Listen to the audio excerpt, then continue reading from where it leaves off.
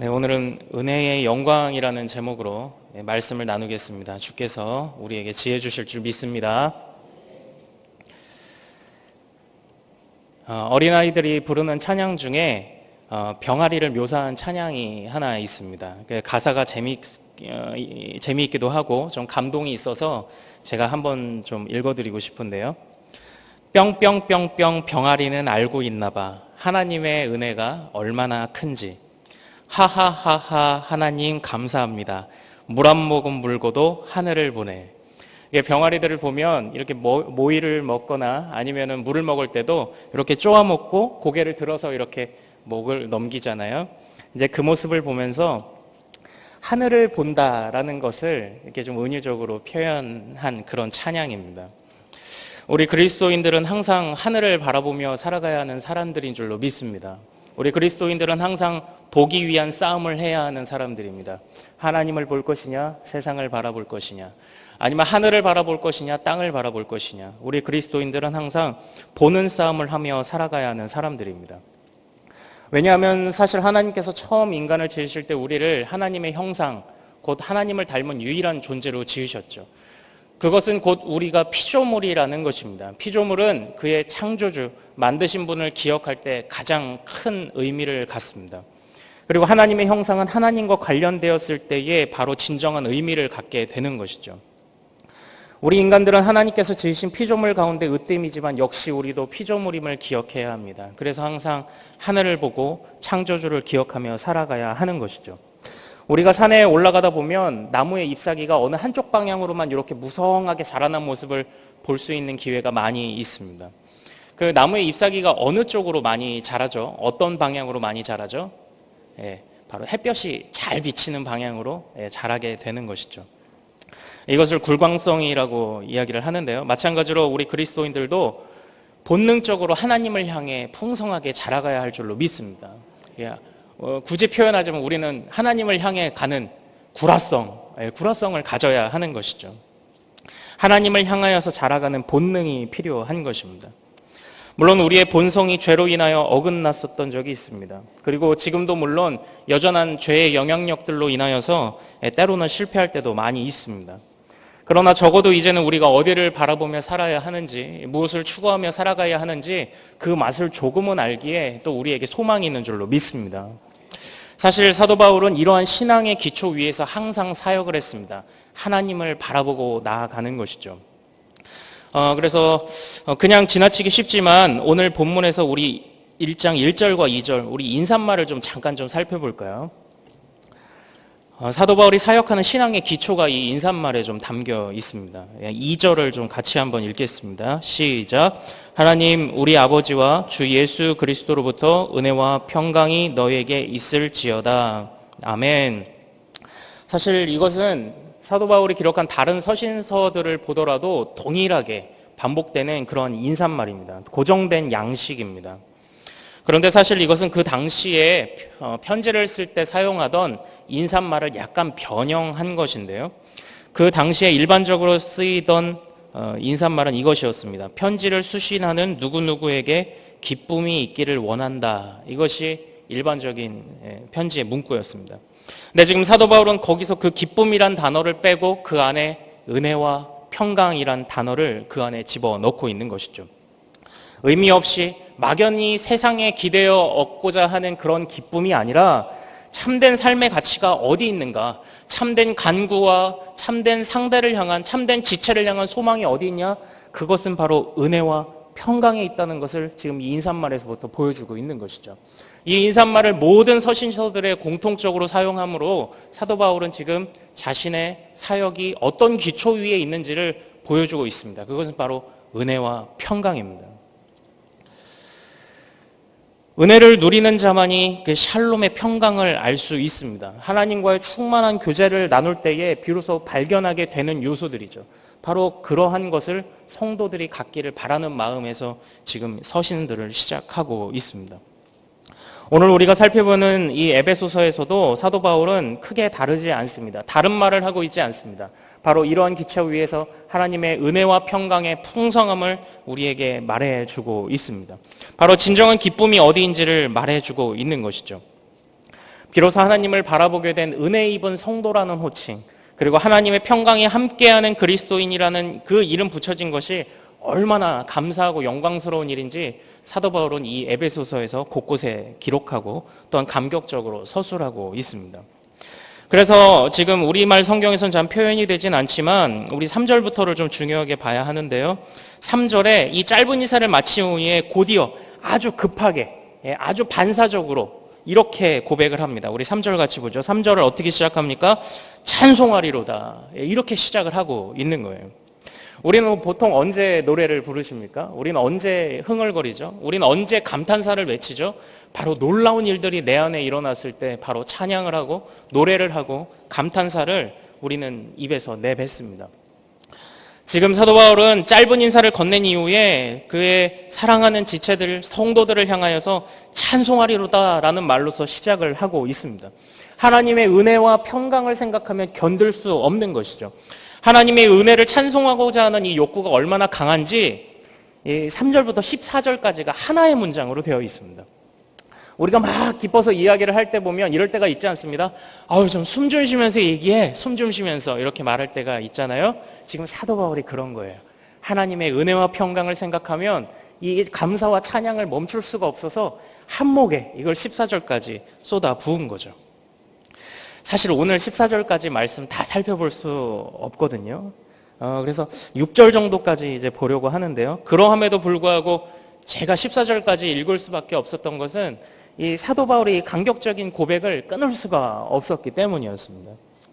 이렇게 감격적인 찬송하리로다라는 선언에 뒤이어 사도 바울은 자신이 찬송할 수밖에 없었던, 자신을 찬양할 수밖에 없게 만드는 그 하나님의 은혜를 본격적으로 풀어가게 되는데요. 사도 바울이 말하고 싶어하는 바로 그 하나님의 은혜, 그 첫 번째는 하늘에 속한 모든 신령한 복을 하나님이 우리에게 주셨다는 것입니다. 우리 3절 말씀 좀 같이 읽어볼까요? 3절 같이 읽겠습니다. 시작. 찬송하리로다. 하나님 곧 우리 주 예수 그리스도의 아버지께서 그리스도 안에서 하늘에 속한 모든 신령한 복을 우리에게 주시되. 아멘. 우리 여기서 한번 좀 신령한 복이라는 표현을 한번 좀 살펴보겠습니다. 신령한 복, 이것은 무엇일까요? 그의 서신의 처음 그 인사말에서부터 세상의 기쁨을 저련히 끊어내고 은혜와 평강을 노래한 사도 바울이 아마 일반적인 어떤 세상의 기쁨을, 세상의 복을 말한 것은 아닐 것입니다. 그리고 특별히 이 세상이 줄 수 있는 그런 복들과 흔히 머릿속에 떠오를 수 있는 복을 구별하기 위해 사도 바울은 그 복을 이렇게 수식하고 있습니다.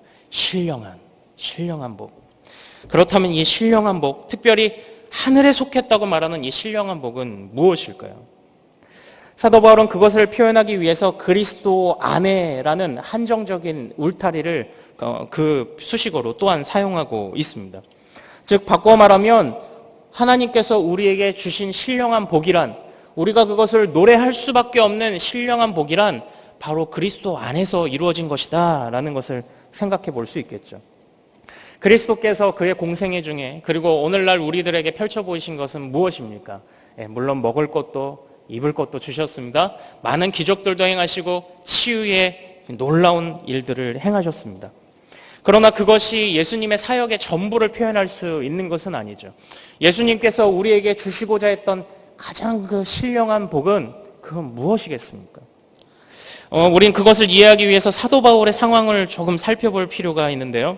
사도 바울은 지금 주체할 수 없는 감격과 기쁨의 찬송을 멈출 수가 없습니다. 그 찬송이 쉬지 않고 이어집니다. 너무나도 감사하고 있고 너무나도 감격하고 있고 너무나도 기뻐하고 있는데 지금 이러한 반응을 올리는 사도 바울의 처지는 지금 어떤 상황인 줄 아십니까? 바로 로마의 감옥에 있습니다. 그 차디차고 그리고 그 안에 아무런 소망이라고는 찾아볼 수 없는 그 로마의 감옥 속에서 사도 바울은 지금 기쁨과 감격과 감사의 찬양을 하고 있는 것이죠.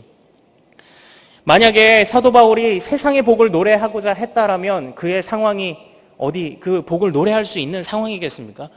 세상적으로 사회적으로 아무것도 이룬 것 없이 그저 그의 처음 시작은 화려했을지 모르지만 이제는 차디찬 감옥 안에 있는 사도 바울이 세상의 복을 노래할 수 있었겠습니까? 아니죠. 그럴 수 없죠. 하지만 그러함에도 불구하고 사도 바울이 감격에 차서 복을 노래하는 것은 이것이 바로 그리스도가 주신 복이기 때문인 줄 믿습니다. 그 복이 무엇입니까? 바로 하나님과 동행하게 되는 것인 줄로 믿습니다. 우리 에베소서 2장 4절에서 7절을 좀 한번 같이 읽어볼까요? 그리스도께서 우리에게 행하신 일, 하나님의 사랑이 우리를 어떻게 이끌어가는지 4절에서 7절 한 목소리로 같이 읽겠습니다. 시작. 긍휼이 풍성하신 하나님이 우리를 사랑하신 그 큰 사랑을 인하여 허물로 죽은 우리를 그리스도와 함께 살리셨고 너희는 은혜로 구원을 받은 것이라. 또 함께 일으키사 그리스도 예수 안에서 함께 하늘에 앉히시니 이는 그리스도 예수 안에서 우리에게 자비하심으로써 그 은혜의 지극히 풍성함을 오는 여러 세대에 나타내려 하심이라. 아멘. 바로 이것이죠. 사도 바울이 노래할 수밖에 없었던 신령한 복은 그것이죠. 사회적인 어떤 조건이나 어떤 형편이나 그들이 자신의 몸을 억누르고 자신에게 족쇄를 채울 수는 있어도 하나님께 나오고자 하는 시온의 대로를 열어주신 그리스도를 막을 수는 없다는 것이 바로 사도 바울의 놀라운 고백이요, 이것이 신령한 복인 줄로 믿습니다. 우린 여기서 좀 우리에게라는 이 표현을 조금 더 살펴봐야 합니다. 3절에 보면 바로 이 신령한 복을 우리에게 주셨다라고 얘기하는데요. 사도 바울이 또 이 감격에 차서 이 신령한 복을, 이 하나님의 은혜를 노래할 수밖에 없었던 것은 바로 이 우리에게라는 이 표현 때문이기도 합니다. 여기서 이 우리라는 것은 누구일까요? 우리. 이것이 이 서신이 에베소에 있는 또 수많은 그 주변에 있는 많은 교회들에게 회람되기 위해서 쓰여진 것이기 때문에 아마 이방인들 많은 성도들을 포함하고 있겠죠. 그리고 그 우리라는 것은 지금 사도 바울이 말하는 유대인 자신들로 포함하는 것입니다. 즉 유대인과 이방인들을 모두 포함하는 것이 바로 이 우리라는 표현일 것인데요. 지금 그리스도의 사랑이, 또 하나님께서 우리에게 그리스도 안에서 주시고자 하는 신령한 복이 어떤 일들을 이루었는지 한번 좀 살펴보기를 원합니다. 물과 기름과 같이 섞일 수 없을 것만 같았던 유대인과 이방인들을 지금 하나로 모았습니다. 우리에게. 바로 그 우리에게. 그 표현이 아주 중요한 의미를 갖는 것이죠. 물론 사도 바울은 이 우리라는 표현을 많이 반복적으로 사용을 합니다. 그리고 이방인들을 표현해야 할 때는 너희라는 표현을 또 사용하기도 하지만 대체적으로 이 우리라는 표현은 이방인과 그리고 유대인들을 하나로 묶는 개념을 포함하고 있습니다. 우리가 왜 백두에서부터 한라에서부터 백두까지 하면은 이 끝에서부터 저 끝을 얘기하며 우리 한반도 전체를 이야기하죠. 그리고 성경 속 표현에 의하면 다네세부터 부엘세바까지 하면 이스라엘 땅 전부를 묘사하는 것처럼 사실 이 우리라는 표현 속에서 이 유대인과 그리고 이방인을 말하는 것은 사실 이 세상에 존재하는 모든 사람을 뜻하는 것이기도 합니다. 오늘날 이것을 우리에게 적용해 보면 사도 바울이 감격적으로 고백하고 있는 바로 이 찬송할 수밖에 없는 신령한 복은 오늘날 우리들에게까지도, 그리고 장차 오는 여러 세대들에게까지도, 그리고 우리의 앞서 지나간 우리의 믿음의 조상들과 모든 세대에 걸쳐서 우리 모두를 바로 하나님 앞에 하나로 묶어주는 바로 그러한 사랑인 줄로 믿으시길 소원합니다. 그래서 사도 바울은 공동체를 부를 때 성도라고 부르지만 항상 복수로 사용하고 있다고 학자들은 이야기합니다. 성도들, 항상 교회 그 공동체로 부르고 있는 것이죠. 모든 세대를 포함하고 있는 것입니다. 또한 사도 바울을 이렇게 찬송하게 만든 두 번째 이유는 바로 자기의 아들들이 되게 하셨다라는 바로 그 놀라운 은혜 때문입니다. 아들이 되었다는 것은 이 앞서 하늘의 신령한 복의 어떤 구체적인 표현이라고 보여지는데요. 우리 바로 4절 말씀 좀 한번 좀 같이 읽어볼까요? 네, 같이 읽겠습니다. 시작. 곧 창세전에 그리스도 안에서 우리를 택하사 우리로 사랑 안에서 그 앞에 거룩하고 흠이 없게 하시려고 5절이요. 그 기쁘신 뜻대로 우리를 예정하사 예수 그리스도로 말미암아 자기의 아들들이 되게 하셨으니 아멘. 사도 바울이 그리스도인들 그리고 구원받은 자들의 신분을 묘사할 때 즐겨 사용하는 표현 중에 하나가 바로 이 양자의 개념입니다. 이것을 쉽게 말하면 입양했다라는 것이죠. 신약에서는 사도 바울만이 이 용어를 사용하고 있는데요. 사실 우리가 이 입양이라는 것을 생각할 때 보면 약간 좀 안타깝고 좀 서러운 뉘앙스가 있는 것이 사실입니다. 그런데 지금 사도 바울이 이 입양, 아들들이 되었다라고 표현하는 이것은 그 당시에 어떤 로마의 그런 그 사회적인 그런 문화적인 배경 안에서 이 표현을 사용하고 있는 것인데요. 우리 오래전에 그 배너라는 영화들을 아마 많이 보셨을 것입니다. 배너 많이 기억하시죠? 그 유다 배너라는 한 인물의 이스라엘을 배경으로 하는 한 인물에 관한 이야기인데요. 이 배너가 살던 시대는 예수님의 시대였죠. 그리고 예수님의 시대와 마찬가지로 로마의 식민지였습니다. 그때 그 예루살렘에 로마의 군인들이 이렇게 막 진출해서 들어오고 있었습니다. 그때 새로 임명된 그 총독이 말을 타고 들어오고 있었는데요. 이 배너의 여동생이 그것을 구경하려고 하다가 기와장을 잘못 건드려 떨어지고, 그리고 그 깨어진 기와 조각에 놀란 말이, 총독이 탔던 말이 이렇게 넘어지게 됩니다. 그리고 총독은 낙상을 하여 죽게 됩니다. 그런데 그때 그 총독과 함께 같이 부임했던 사령관이 이 배너의 친구인 메살라라는 사람인데요. 처음에는 오랜만에 만난 친구, 오랜만에 친구와 조우를 했기 때문에 기뻐했지만 이 메살라가 이 배너의 가문을 어떤 반역을 일으키려 하였다라는 제목으로 이 노예로 전락시켜 버립니다. 노예로 삼아 버리죠. 그래서 배너는 로마의 아주 커다란 범선의 지하에서 그래서 노를 젓는 한순간에 그 노예로 전락해 버리는데요. 그런데 그때 그 해상에서 전투가 일어납니다. 해상에서 전투가 일어나고 그 배너가 타고 있던, 그리고 배너와 같은 배를 타고 지휘하고 있던 아리우스라는 제독의 배가 침몰이 됩니다. 그때 이 아리우스라는 그 로마의 제독은 자기가 패배했다는 것을 자책하며 자살하려고 하지만 배너가 그를 구해주게 되죠. 그런데 그 이후에 지나가던 로마의 배가 유다 배너와 이 아리우스를 구해주게 되는데요. 그때 아주 놀라운 소식을 전하게 됩니다. 비록 배 한 척이 파손되긴 했지만 로마가 해상 전투에서 대승을 거두었습니다 라는 이야기를 하죠. 만약 그때 이 아리우스라는 로마의 제독이 죽었다면 아주 굉장히 허무한 일이 됐겠죠.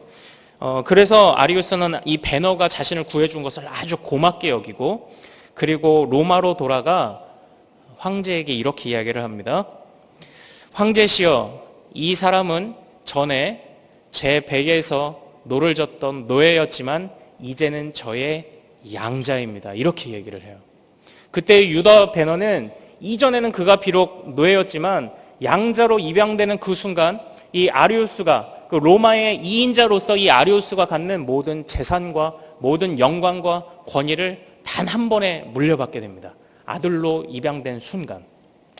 지금 사도 바울은 바로 이러한 개념을 가지고 지금 하나님께서 우리를 자녀 삼아 주시고 우리를 양자로 입양하셨다는 개념을 설명하고 있습니다. 이때 이 배너가 나중에 다시 유대 땅으로 돌아갑니다. 고향 땅으로 돌아가는데, 그때 이제 메살라라는 그 친구가 이 노예가 탈출했구나 라고 이야기를 했을 때, 그때 배너가 자기를 이렇게 소개하거든요. 나는 로마의 2인자 아리우스의 아들이다. 이렇게 소개를 해요. 마찬가지로 하나님께서 우리를 양자로 삼아주셨을 때 사실 우리가 하나님을 닮은 게 무엇이 있겠습니까? 그렇잖아요? 입양이라는 것은 그렇잖아요? 하지만 또 입양이라는 것의 특징은 무엇입니까? 부모와 피부색이 달라도, 부모와 얼굴이 달라도 이 사람을 아들이라고 딸이라고 말할 수 있는 것이죠. 수많은 사람들이 우리에게 이야기할지도 모릅니다. 너희가 하나님의 아들이냐, 너희가 하나님의 자녀냐, 그러나 너희가 하나님과 무엇이 닮았느냐라고 이야기하겠지만, 그때 하나님께서는 우리에게 말씀하시는 거죠. 내가 이를 양자 삼았노라. 내가 이의 허물을 아무것도 아닌 것처럼 덮었노라.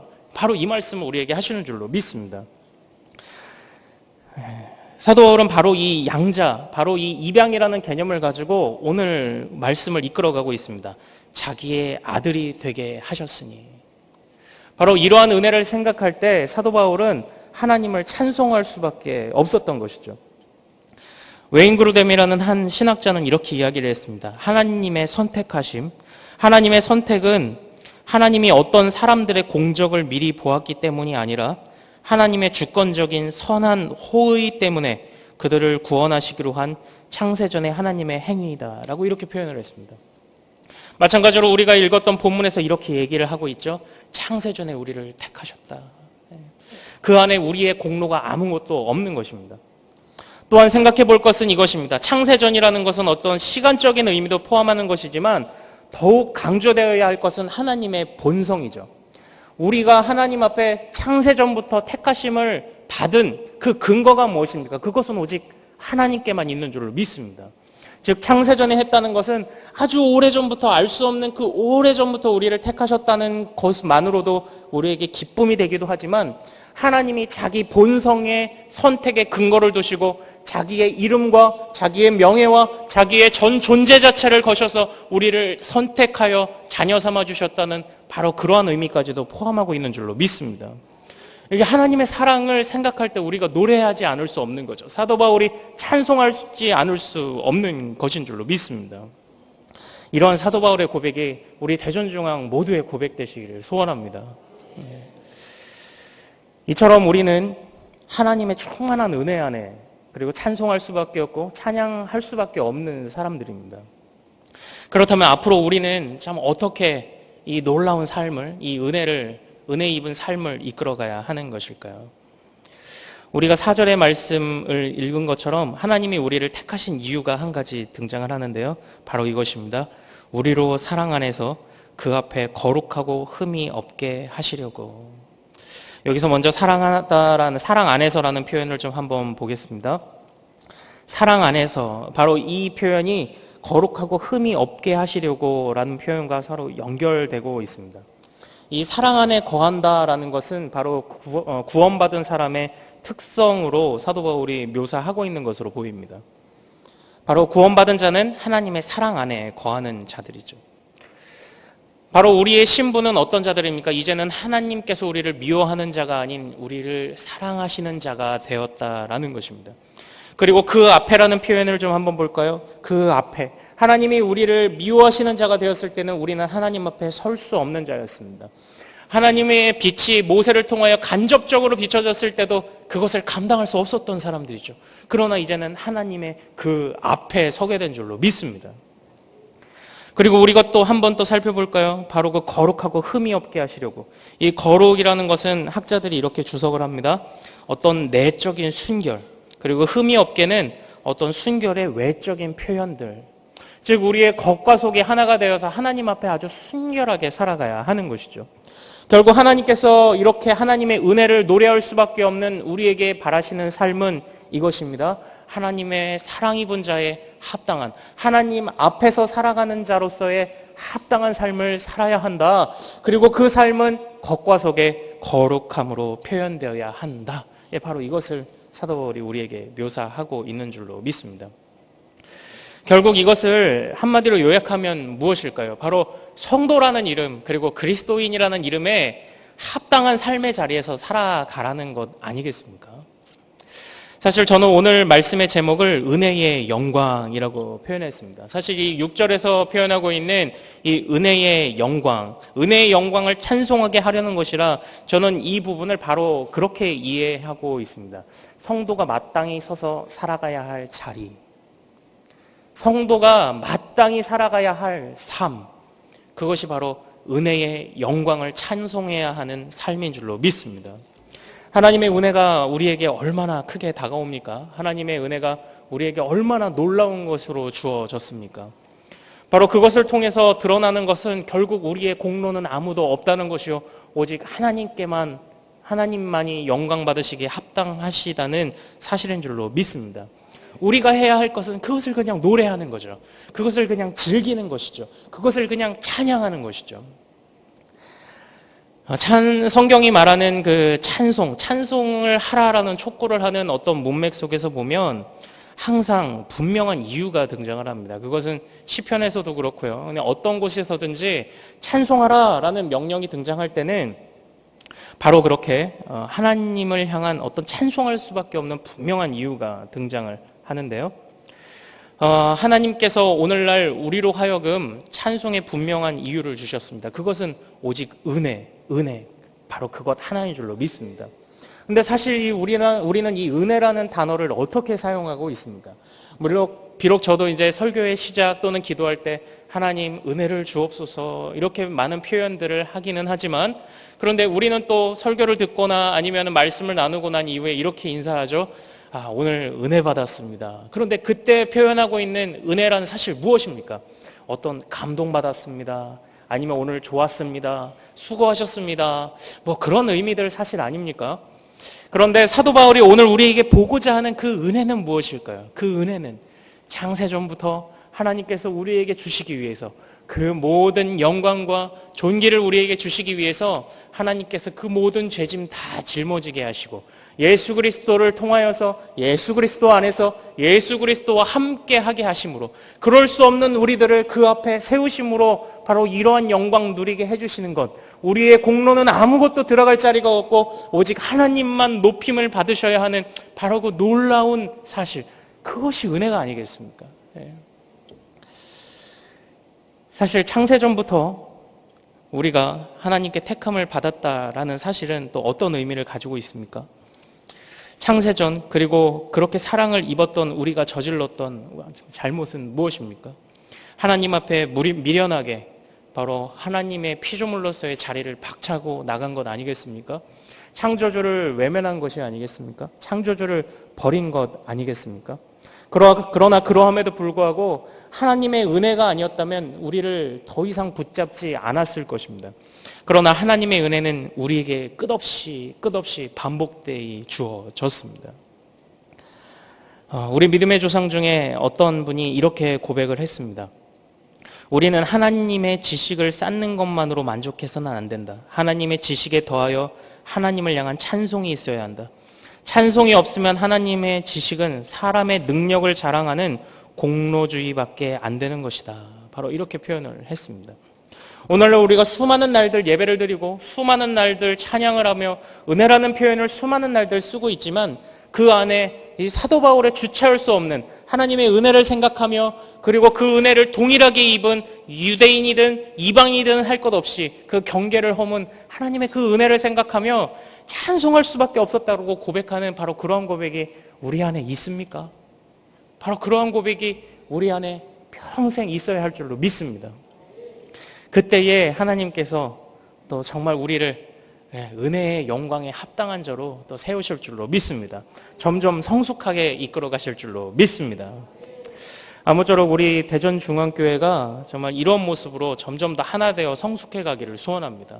남녀노소 할 것 없이, 너나 할 것 없이 모두가 하나님 앞에서 한결같은 마음으로, 그리고 하나님만을 바라보며 자라가야 할 줄로 믿습니다.